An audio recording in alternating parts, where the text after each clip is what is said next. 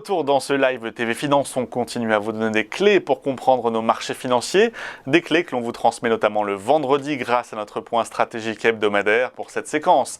J'ai le plaisir d'accueillir avec moi en plateau Eric Gallier, président de Valcante Expertise. Bienvenue à vous Eric. Bonjour Maël. On va commencer traditionnellement avec notre photo de la performance comparée du CAC 40 et du S&P 500 sur la semaine écoulée. Une semaine qui a vu le CAC 40 surperformer ses concurrents américains. Belle performance, effectivement, des actions européennes par rapport aux actions américaines, puisque le CAC 40 a progressé près de 3%, contre un peu moins de 1% pour les actions américaines. C'est donc à nouveau une légère surperformance de l'Europe par rapport aux États-Unis, avec cette fois-ci l'euro lui-même qui progresse de 0,3%, avec une légère baisse sur un an, mais donc un facteur qui s'est retourné, puisque l'euro avait favorisé la hausse des actions européennes par sa baisse, qui souvent donc est liée à la hausse des actions. Alors, on va passer directement, il y a les marchés, il y a également les facteurs qui agitent les marchés, la micro bien sûr.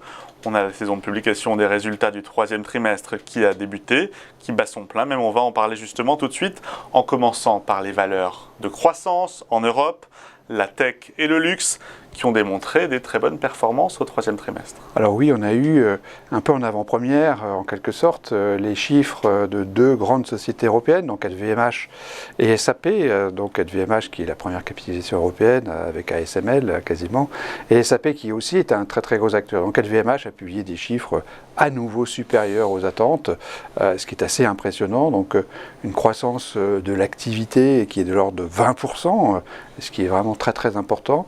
On a eu aussi une bonne nouvelle par SAP qui produit donc une deuxième alerte positive en quelque sorte, qui révise à la hausse ses prévisions de bénéfices, d'une façon un peu marginale, mais une révision à la hausse de l'activité et des bénéfices pour SAP qui avait publié il y a juste un an un profit warning très très fort, qui est très très négatif, donc un retour à meilleure fortune aussi de SAP au plan fondamental.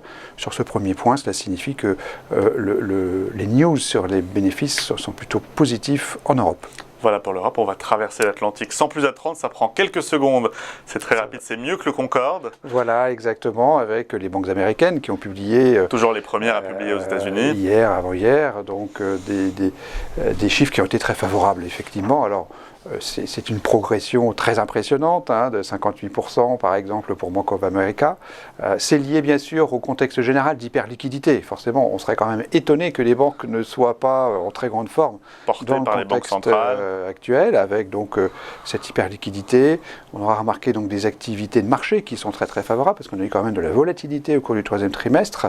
On a eu aussi les marges sur intérêt qui commencent à remonter, ce qui est un peu nouveau, mais dans le sillage de la légère hausse des taux et surtout de l'hyperabondance de liquidités, les banques en profitent. Et puis on a bien sûr ce phénomène bien connu de reprise sur provision qui font que les profits sont très importants et aussi supérieurs aux attentes des analyses. Donc à nouveau, un point positif. Bonne nouvelle dans ce scénario de marché. Voilà pour la micro. On va passer à la macro maintenant et vous avez choisi de porter vos jumelles sur la Chine. Expliquez-nous. Oui, la Chine, dont on parle un peu moins et qui pourtant est un véritable sujet. La chute de près de 20% des ventes de véhicules en Chine est un premier point. Ça montre que la conjoncture chinoise est complexe, voire très très très difficile. 20% de baisse de septembre 2021 par rapport à septembre 2020, c'est pas anodin. Ça montre que véritablement il y a des problèmes donc dans la conjoncture économique chinoise, plus spécifiquement aussi dans cette industrie automobile avec des pénuries de composants, on le sait, et aussi des difficultés d'approvisionnement en électricité en Chine dans certains segments, dans certains secteurs. Donc, des coupures même, je crois. Des coupures, donc effectivement c'est compliqué de produire, et donc c'est à la fois des problèmes de demande et d'offre. Donc la Chine est dans une situation vraiment difficile en termes conjoncturels. Ça s'exprime dans le marché des voitures, on a vu ça sur votre graphique.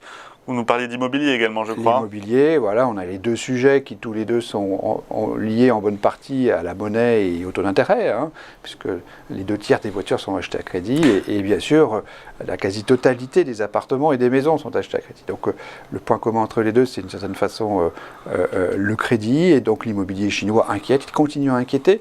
On a une deuxième société en défaut quasiment, donc Fantasia, qui est une société donc, de promotion immobilière, qui a fait défaut sur le paiement d'un coupon de ses obligations en dollars et sur d'autres lignes en yuan. Donc on est techniquement dans une situation de défaut.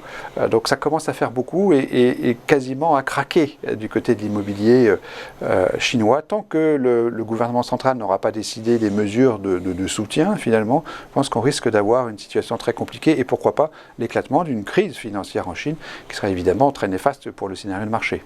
Ça craque en Chine, ça résiste en Europe et aux États-Unis. À l'heure du bilan, on dit quoi ? À l'heure du bilan, on dit que l'actualité, la notation de l'actualité est neutre cette semaine. On a 2 points donc positifs du côté des entreprises, tout simplement. Du côté des publications de résultats, c'est quand même l'essentiel pour l'equity et pour les marchés d'actions, donc des résultats d'entreprises qui apparemment sont à nouveau en très grande forme pour les banques américaines, mais aussi pour les grandes entreprises européennes. Et puis 2 points négatifs qui viennent de la Chine au niveau financier et au niveau de la conjoncture économique. Et donc par ricochet, on ne touche pas à notre scénario d'investissement ? Je ne touche pas au scénario d'investissement, c'est-à-dire que nous proposons d'un point de vue tactique de sous-pondérer les actions. On considère qu'au-delà donc, de 6550 points, au-delà de 6600 points pour arrondir, les marchés sont un petit peu excessifs. Il y a donc dans le tuyau, comme on dit, une normalisation des politiques monétaires qu'il va falloir affronter réellement, une normalisation des bénéfices. Alors on voit que ça se passe plutôt bien avec les publications, mais le momentum des bénéfices est en train de se ralentir néanmoins. On n'a plus d'effet de base. Donc tout ceci nous amène à une certaine prudence et on considère qu'on serait plus à l'aise entre 6000 et 6005 ou 6006 qu'au-delà de 6006 et a fortiori à 6700 points qu'on pratique ce matin. Donc peut-être correction à suivre. Vous vous engagez, on aime ça. Merci Eric Gallec, président de Valcante Expertise, comme chaque vendredi, un petit peu avant 9h15, pour ce point hebdomadaire et surtout stratégique. Merci encore Eric, à vous et à la semaine prochaine. Vous ne bougez pas, on se retrouve juste après une toute dernière pause, petit détour par la Bourse de Paris. Je vous dis à tout de suite.